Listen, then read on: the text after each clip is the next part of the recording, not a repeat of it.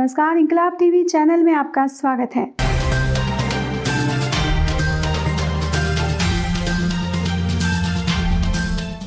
मंझोल में बचपन पाठशाला एक अनोखी पहल।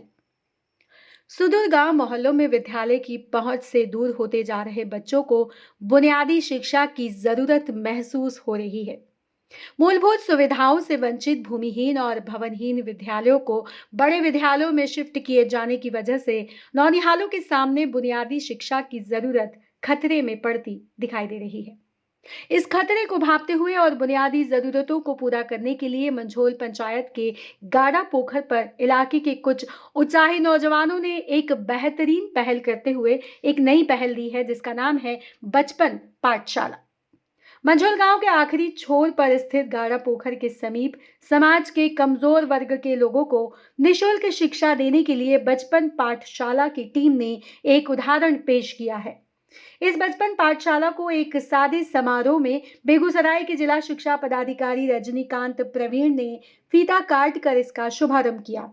इस मौके पर बचपन पाठशाला के अध्यक्ष राजेश राज ने स्वागत भाषण देते हुए कहा कि कई हजार किलोमीटर दूर दिल्ली में बैठकर भी गांव और जिले की चिंता सताती है, इसीलिए इस पाठशाला की शुरुआत की गई है। राजेश राज ने जय मंगला हाई स्कूल के उत्थान एवं विकास के लिए जिला शिक्षा पदाधिकारी से अनुरोध किया कि गाड़ा पोखर से लगभग 1.5 किलोमीटर दूर परिषद मध्य विद्यालय में शिफ्ट किए गए सरकारी विद्यालय को पुनः वापस गाड़ा पोखर पर लाया जाए। समारोह के मुख्य अतिथि जिला शिक्षा पदाधिकारी रजनीकांत प्रवीण ने कहा कि बचपन पाठशाला एक अनोखी पहल है। सुदूर क्षेत्र में शुरू किया गया ये एक ऐसा भागीरथ प्रयास है जो आने वाले दिनों में जिले से बाहर भी अपनी चमक को बिखेरेगा। जिला शिक्षा पदाधिकारी ने यह आश्वासन दिया कि शिफ्ट किए गए विद्यालय को पुनः वापस लाया जाएगा और जय मंगला उच्च विद्यालय मंझोल की खोई गरिमा को फिर से बहाल करने के लिए आवश्यक कदम उठाए जाएंगे। विद्यालय भवन के जर्जर मकान की मरम्मत की जाएगी। जिला शिक्षा पदाधिकारी रजनीकांत प्रवीण ने अपने बचपन के दिनों के संस्मरण को भी सुनाया और कहा कि बचपन पाठशाला ने शिक्षा विभाग का कार्य किया है। मैं एक सरकारी स्कूल का छात्र रहा हूं और उस गुरु के प्रति कृतज्ञ हूं जिन्होंने मुझे इस लायक बनाया। शिक्षा पदाधिकारी ने विद्यालय के लिए भूमि प्रदान करने की अपील मुखिया और जनमानस से की, जिससे स्थानांतरित प्राथमिक विद्यालय गाड़ा पोखर को पुनः वापस लाया जा सके। उद्घाटन समारोह में लगभग 100 बच्चों को किताब, कलम, कॉपी, पेंसिल देकर सम्मानित किया गया। साथ ही जिला शिक्षा पदाधिकारी बेगूसराय ने बचपन पाठशाला के संयोजक अभिषेक कुमार समेत दर्जनों शिक्षकों को भी सम्मानित किया।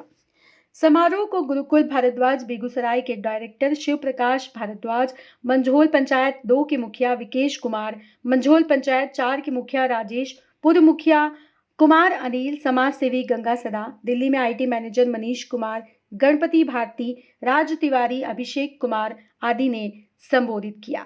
आइए इस खास रिपोर्ट को देखते हैं हमारे संवाददाता अविनाश कुमार गुप्ता के साथ। मंझोल पंचायत 2 के सामने विस्तार से इस संस्था के बारे में बताया।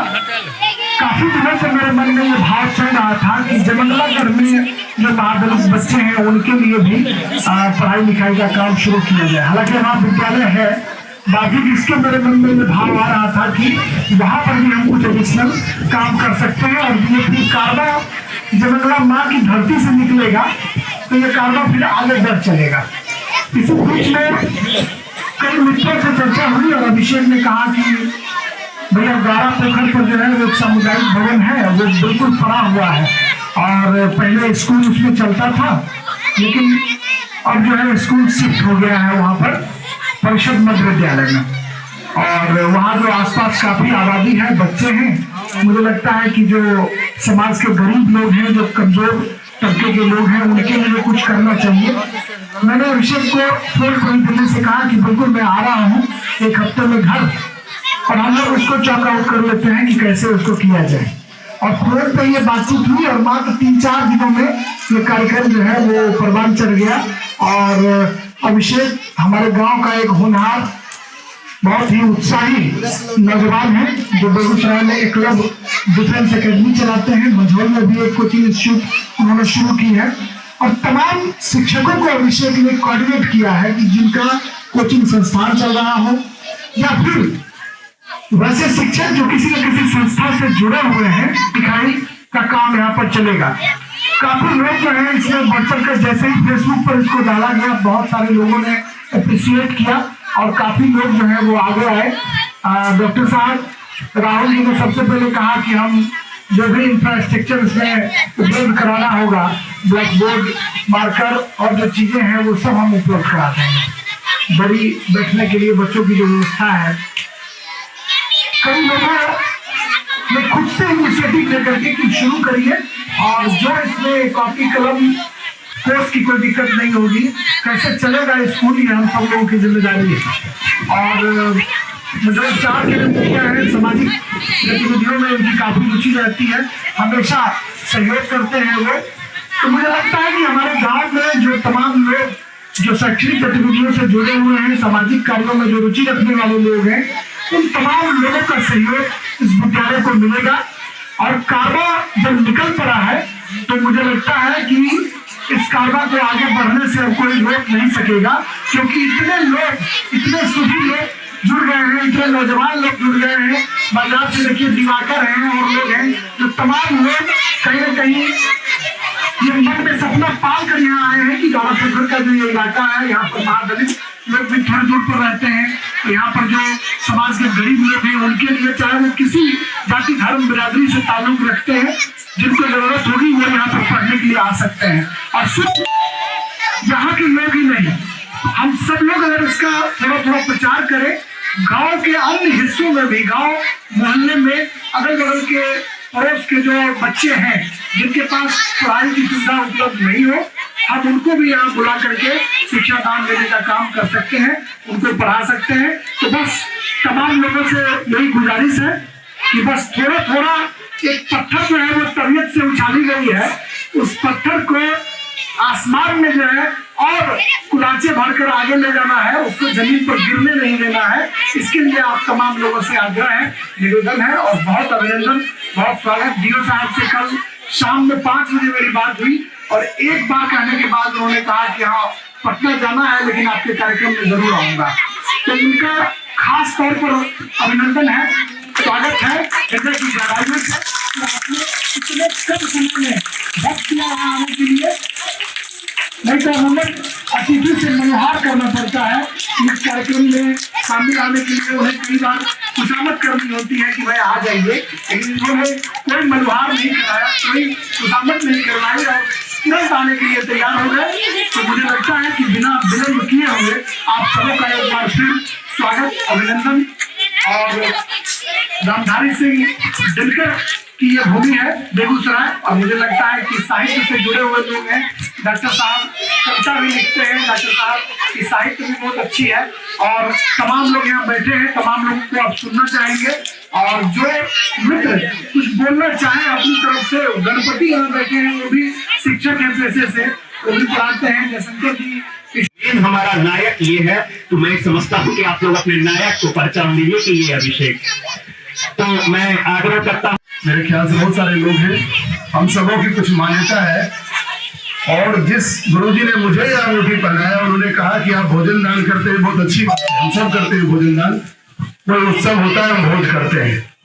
बोले ज्ञान दान कीजिए, ज्ञान दान कीजिए, शिक्षा से जुड़ा हुआ कुछ दान कीजिए, आपका गुरु बहुत मजबूत होगा। और जब गुरु बहुत मजबूत होगा, आपके दिमाग में बहुत सारे आइडियाज आते रहेंगे, आपका दिमाग दूषित नहीं होगा, विचार बहुत अच्छे होंगे।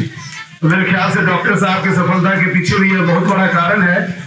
यह जो गुरु को मजबूत करने के लिए जो आध्यात्मिक कारण, ये कुछ न कुछ शिक्षा से जुड़े हुए चीजों को प्रमोट करते रहते हैं और एक सफल डॉक्टर है।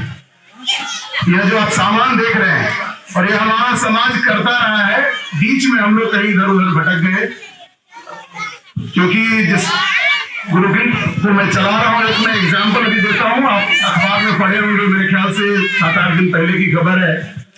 गया से करीब, गया टाउन से 15-20 किलोमीटर जंगल में एक गुरुकुल की स्थापना की गई है। दिल्ली यूनिवर्सिटी से हस्बैंड वाइफ, हाईली एजुकेटेड, अति साधारण घर में झोपड़ी बनाकर और अत्यंत गरीब बच्चों के बीच में रह रहे हैं वो। अब देखिए वहां का कंसेप्ट आया है, वहां जिसे आप सो कॉल्ड मॉडर्न सुविधा कहते हैं वो कुछ भी नहीं है। और उस 2 टीचर ने क्या कमाल वहां किया है, मेरी इच्छा है कि मैं उस जगह जाऊं और जब मौका मिले। वो बच्चों को खेलने देते हैं और जब वो थक जाते हैं तब क्लासरूम में अपने मन से आकर बैठते हैं और तब वो उनको पढ़ाते हैं। और उनसे पूछा गया कि आप ये जो स्टैंडर्ड 10 का एग्जामिनेशन कब दिलवाएंगे, बोले मैं किसी फॉर्मल सिस्टम में इन बच्चों को नहीं ले जा रहा हूँ, कोई रूटीन नहीं है, कोई सुपरवाइजर पर सुपरवाइजर, मैनेजर पर मैनेजर पर मैनेजर ये सिस्टम नहीं है, क्योंकि यह काम नहीं करेगा शिक्षा के क्षेत्र में। शिक्षा के क्षेत्र में जब तक आपका खुद का इंस्पिरेशन नहीं होगा। मैं एक विद्यालय संचालक हूँ, इसलिए मैं बात रख रहा हूँ। मुझे डायरेक्टर बोर्ड दिया जाता है, प्रिंसिपल बोर्ड दिया जाता है, मैं अपने ऑफिस में ना के बराबर रहता हूँ। मैं क्लासरूम में करीब 6 पीरियड डेली क्लासरूम में रहता हूँ, 9-10 के बच्चों को खास करके पढ़ाता हूँ, क्योंकि मुझे पता है मुझे शिक्षा दान करना है। हमारे रजनीकांत सर हैं, ये लोगों को प्रेरित करते रहते हैं कि ऊपर वाले ने आपको मौका दिया है, आप विद्यालय में, आपको पैसे का टेंशन नहीं है, आपका सैलरी आपके अकाउंट में आ जाता है। अगर आप बहुत सुखी स्वस्थ रहना चाहते हैं तो बच्चों को मन से पढ़ाइए, पता चलेगा कि आपका फिजूल खर्च नहीं होगा, बात बात से बीमार नहीं पड़ेंगे, किसी से झगड़ा नहीं होगा, और सबसे बड़ी बात जो है, पूरा समाज आपको एक भगवान के रूप में देखेगा। आज भी जो शिक्षक बहुत अच्छा काम कर रहे हैं, मैं जहां पर भी जाता हूं उनका भरपूर सम्मान है। इसलिए शिक्षक समाज से खास करके जो भी लोग हैं, 1 घंटा आप तब मन से पढ़ा करके तो देखिए। और वहां पर पेरेंट्स खड़े हैं, खास करके जो महिलाएं हैं, और हो सकता है इसमें भी कुछ पेरेंट्स होंगे, बच्चों के बाबा हो, या क्यों पढ़ाया जाए इन बच्चों को। आपको लग रहा है अभिषेक जी का क्या इंटरेस्ट है, राजेश जी का क्या इंटरेस्ट है, दोनों सेटल है अपने अपने करियर में। इंटरेस्ट इनका इतना ही है, अभी हम सब परेशान है, छोटा सा एग्जाम्पल देता हूं, हम सब परेशान है, डीजल पेट्रोल का भाव इतना बढ़ गया। नेचुरली सरकार ने एक हाथ से दिया, पिछले 9-10 महीने में भरपूर दिया, और दूसरे हाथ से फिर वो लिया जा रहा है। यही इकोनॉमिक्स है, कोई अपने घर से नहीं देता। क्यों दिया गया? सबसे बड़ी बात है कि इस एक हाथ से क्यों देना पड़ा, क्योंकि अभी भी 100 में 36 गरीब है, और जब तक ये 100 में 36 गरीब रहेंगे, और ये 100 में 36 जो गरीब हैं, इनको भाषण से आप अमीर नहीं बना सकते। बड़े बड़े जो आप कह सकते हैं योजना जो भी है, आप प्रॉमिस करते हैं, डिलीवर नहीं होता, उनसे उनकी गरीबी नहीं दूर होगी। गरीबी अगर दूर हो रहा है तो ऐसे ही छोटे छोटे प्रयास से होना है। ये जो परिवार के बच्चे हैं, अगर ये स्वस्थ रहेंगे, नेचुरली हॉस्पिटल नहीं जाएंगे, उस परिवार का धन बचेगा।